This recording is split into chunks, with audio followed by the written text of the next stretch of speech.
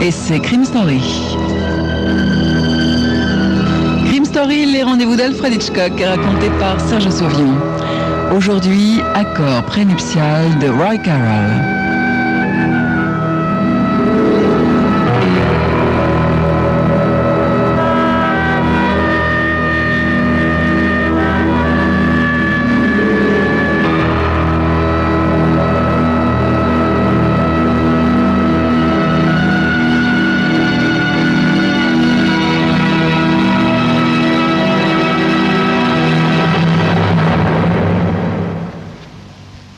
La première fois que Stanton Carr a épousé une de ses secrétaires, ça lui a coûté environ $1 million après 2 ans seulement de mariage.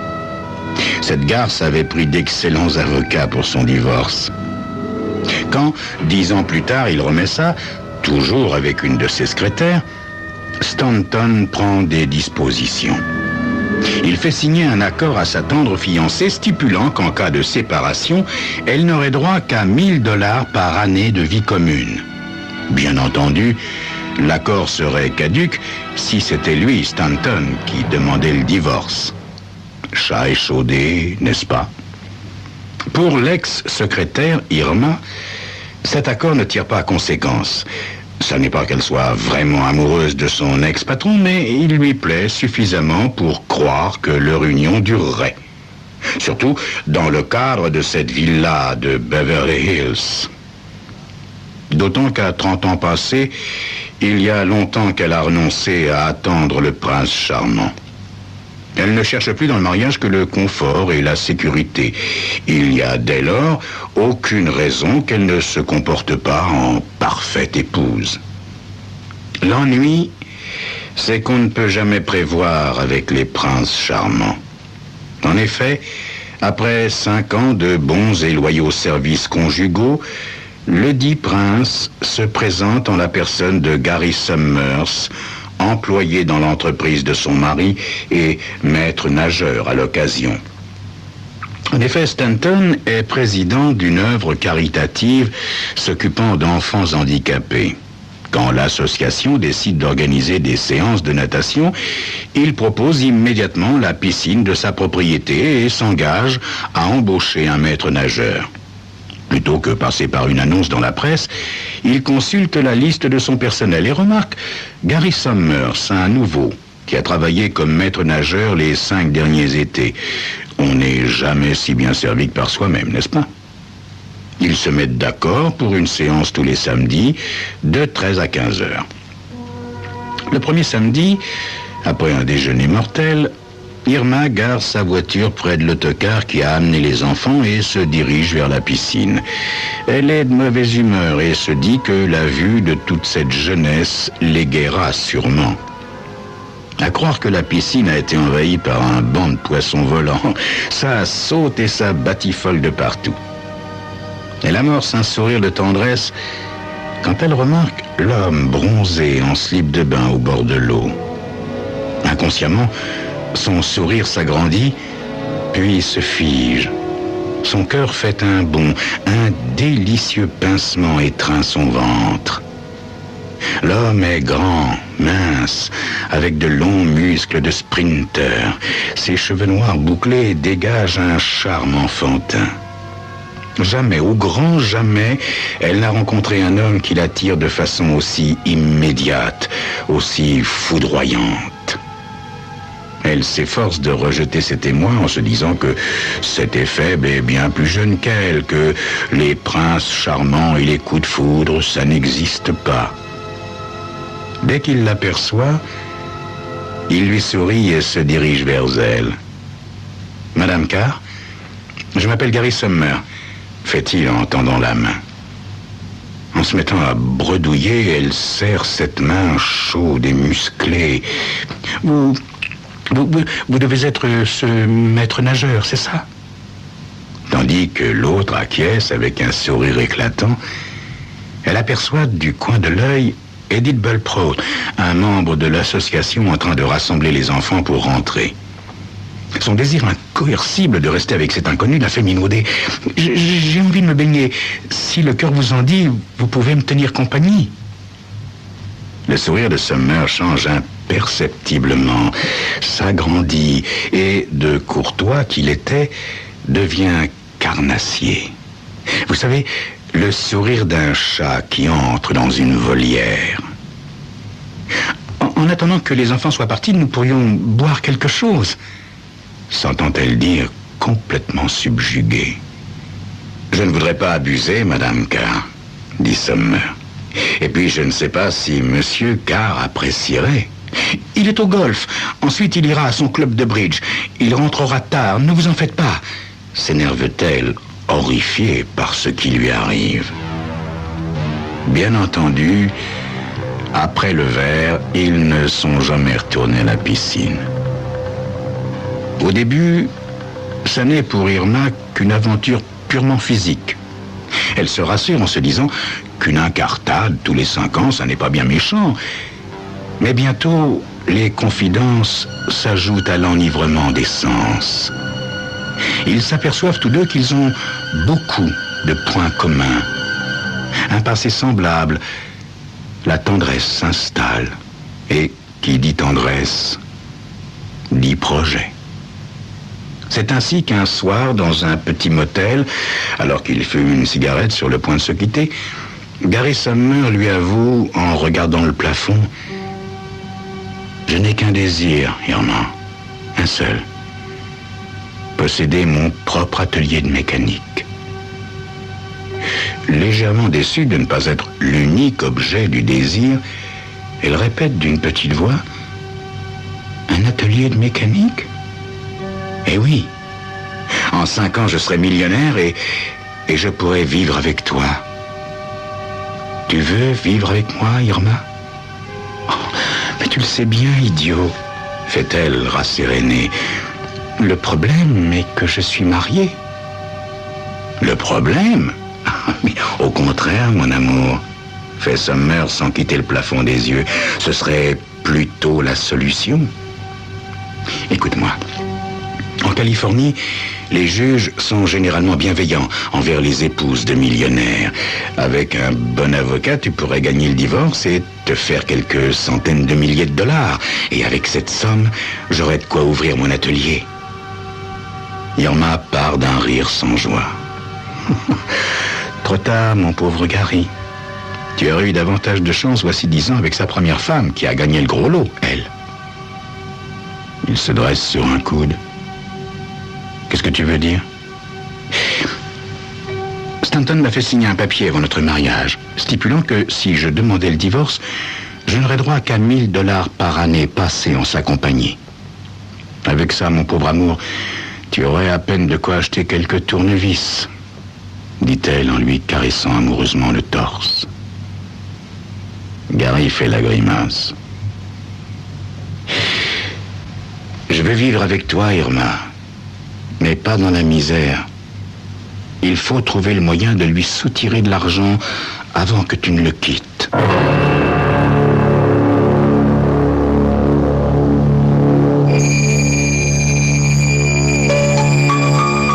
Stanton Carr aurait certainement mieux fait d'engager une maître nageuse. Mais ce pauvre milliardaire a tellement confiance en ce petit papier qu'il a fait signer à Irma la douce avant de convoler en juste noces. La suite dans quelques instants.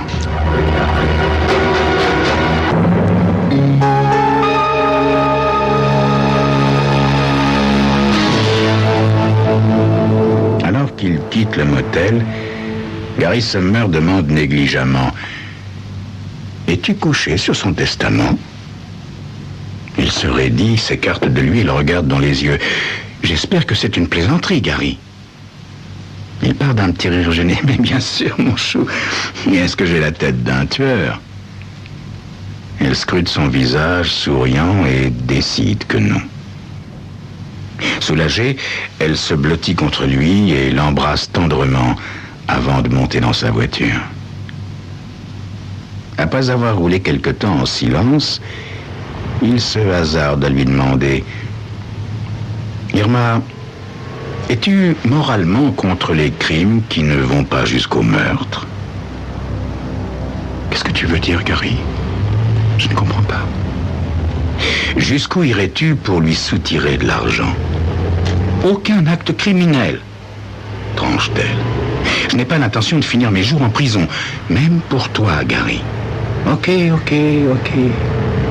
Remarque que l'idée qui me trotte en tête est peut-être criminelle, mais si elle rate, je ne pense pas qu'elle nous mènera en prison. Que dirais-tu si on t'enlevait? Un kidnapping? Mais c'est 20 ans à coup sûr, tu es fou, Gary. Non, écoute. 20 ans s'il s'agit d'un vrai kidnapping, mon amour. Pour ce qui nous concerne, si nous échouons, ce sera une simple tentative d'escroquerie. Tu me suis? D'autre part, il se sentirait tellement ridicule qu'en cas de pépin, je pense qu'il tenterait plutôt d'étouffer l'affaire. Il réfléchit et secoue la tête. C'est vrai qu'il est orgueilleux. En plus, il est fou de moi. Il serait même capable de me pardonner.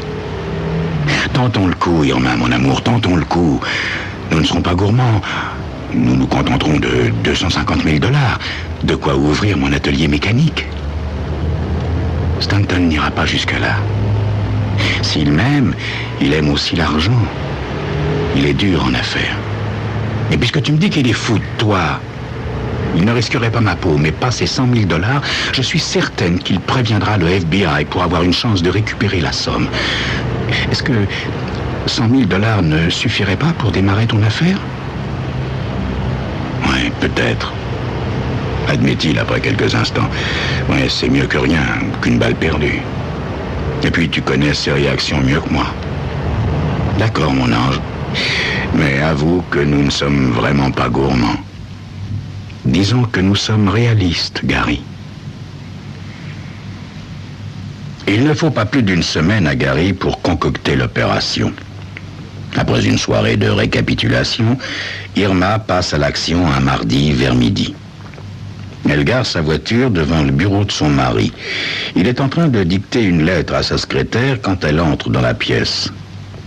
Stanton Carr a toujours choisi de très jolies secrétaires et Mary Sloan ne fait pas exception à la règle. Dès qu'elle voit entrer Irma, elle fait mine de se lever pour la laisser seule avec son mari. Non, je ne veux pas vous déranger, fait Irma très vite. Restez, Miss Sloan. Que désires-tu, ma chérie? Demande Stanton. Je déjeune avec Elise Rogers, mon chéri, et je viens de m'apercevoir que je n'ai pas d'argent sur moi. Peux-tu me dépanner de 50 $? Oui, est-ce que ça suffira? Amplement. Elle fait mine de sortir, s'arrête et se retourne. Une chose bizarre vient de m'arriver, Stanton. Une espèce de dragueur m'a suivi de la maison jusqu'à Wilshire. Je l'ai remarqué dès le départ dans le rétroviseur. Un dragueur, Irma? Est-ce que tu en es sûr? Absolument. En chemin, je me suis arrêté au grand magasin DeWitt. Quand je suis reparti, la même voiture était derrière moi. Elle m'a suivi jusqu'ici et elle m'a dépassé qu'à hauteur du parking.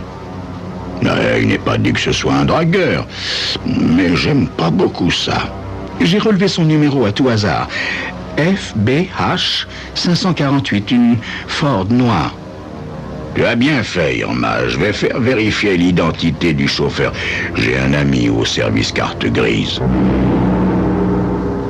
En sortant, Irma est très satisfaite de sa prestation. Elle sait comment Elise va réagir. Ne la voyant pas venir, elle téléphonera d'abord à la propriété, puis à Stanton. Stanton, inquiet, ira fouiller dans le parking et n'aura aucun mal à découvrir la mystérieuse Ford noire. Il en déduira que le dragueur a attendu Irma et l'a enlevée dans sa propre voiture. Il remontera facilement jusqu'au propriétaire de la Ford, car elle a été volée la veille par Gary. Gary, dont l'alibi est inattaquable, puisqu'il est en train de travailler dans l'atelier de tôlerie à l'heure où le mystérieux dragueur est censé sévir. Du velours. Irma roule jusqu'à Griffith Park, se gare près du zoo, met une perruque noire, des lunettes de soleil et se rend à pied jusqu'au premier autobus en partance pour Los Angeles Sud. Elle descend à la 24e rue et parcourt tranquillement les 3 rues qui la séparent du motel où Gary a loué un appartement. Elle s'assure que personne n'est en vue quand elle met la clé dans la serrure. Gary arrive vers 6 heures et lui raconte les derniers déroulements de l'affaire en préparant des dry martini. Il y a à la fois une bonne et une mauvaise nouvelle, ma chérie. D'abord la bonne, fait-il en voyant sa mine anxieuse. J'ai appelé ton mari d'une cabine pendant la pause de 3 heures. J'ai tellement travesti ma voix que même toi tu ne l'aurais pas reconnu. Tout a dû se passer comme prévu car il ne semblait pas étonné de m'entendre. Je dirais même qu'il semblait attendre le coup de fil. Il a accepté de payer les $100 000. Et la mauvaise nouvelle, Gary ? Fait Irma d'une petite voix. Tu as supposé qu'il casquerait jusqu'à $100 000 sans avertir les flics. Eh bien, tu t'es trompé, mon chou. Un quart d'heure après mon coup de fil, la moitié des flics de Los Angeles investissaient l'entreprise. Irma fronce les sourcils. Je n'ai pas quitté la télévision des yeux. Aucun flash d'information n'a parlé de l'enlèvement. La police a certainement décidé de faire le silence total, mais je te certifie qu'elle est sur l'affaire. Oh, le salaud. Le salaud. Avertir les flics pour 100 malheureux $1000, murmure Irma en terminant son verre. Comme quoi, on aurait dû être plus gourmand, ma chérie. À part ça, il veut la preuve que tu es bien vivante avant de payer quoi que ce soit. À 21h30, il quitte le motel. Irma a remis sa perruque noire et ses lunettes de soleil. Il s'engouffre dans la voiture de Harry et roule jusqu'à une cabine téléphonique à l'autre bout de la ville. Irma compose le numéro. Stanton décroche à la 2e sonnerie. Elle sourit en prenant une voix larmoyante. Oh chérie, on ne m'autorise pas à parler plus d'1 minute ni de répondre à des questions. Je n'ai pas été maltraité, mais j'ai un revolver braqué sur moi. Il ne plaisante pas, Stanton. Crois-moi. Oh, je t'en supplie, Stanton. Paye. Je t'en supplie. Paye. Qu'est-ce que je vais faire, mon amour? Ne te tracasse pas. Gary Sumner prend le téléphone et grogne d'une voix rauque. Ok, voici la preuve qu'elle est bien vivante. Dès l'ouverture des banques, monsieur Carr, vous allez retirer la somme en coupure usagée. Mettez l'argent dans votre bureau. De nouvelles instructions vous parviendront par courrier. Et il raccroche. Tu ne transmets pas tes instructions par téléphone? S'étonne Irma. Si, absolument, mon trésor, mais j'ai inventé cette histoire de courrier pour distraire les flics. Fais-moi confiance. Gary ne reste pas longtemps quand ils reviennent au motel. Pour le cas où il aurait besoin d'un alibi, il a l'intention d'être vu par le plus grand nombre de gens possible. Ainsi, il fait tous les bars jusqu'à la fermeture. Irma ne le revoit que le lendemain, à minuit. Dans l'intervalle, aucune nouvelle de l'enlèvement n'a filtré. La consigne du silence a joué 100%. Mets ta perruque et tes lunettes de soleil, dit-il dès qu'il entre. Nous partons. C'est fini? Demande-t-elle tout excitée. Il y a pas mal d'argent dans une valise à l'arrière de la voiture. Où allons-nous, mon chéri? Je t'emmène à Long Beach, mon amour. Mais pourquoi si loin? Je croyais que tu allais me déposer quelque part en ville. Je ne suis pas censé savoir où je suis retenu, ayant les yeux bandés tout le temps. Léger changement au programme, fait-il laconiquement. Des ennuis? Pas du tout. Au contraire, mon amour. Allez, viens. On se tire. Mais qu'est-ce qui se passe? Je te raconterai tout en détail quand nous serons à destination. Il n'est pas loin d'1h du matin quand il se gare le long d'une plage déserte. Viens, allons faire quelques pas ensemble. J'en ai marre d'être assis. Il parle d'une voix tendre, pressante. La voix d'un homme heureux. Il s'asseye sur le sable et Gary entoure les épaules d'Hélène de son bras. Le vent est frais. Elle frissonne. Quand j'ai téléphoné à ton mari ce matin, Il m'a dit textuellement ceci. N'aimeriez-vous pas gagner 200 000 $ au lieu de 100 ? J'ai demandé comment ? Et il m'a communiqué un numéro en précisant qu'il n'est pas sur écoute. Dès que j'ai raccroché, j'ai appelé les renseignements. Ce numéro de téléphone, c'était le numéro d'une certaine Mary Sloan. La secrétaire de mon mari ? S'exclame Irma surprise. Oui.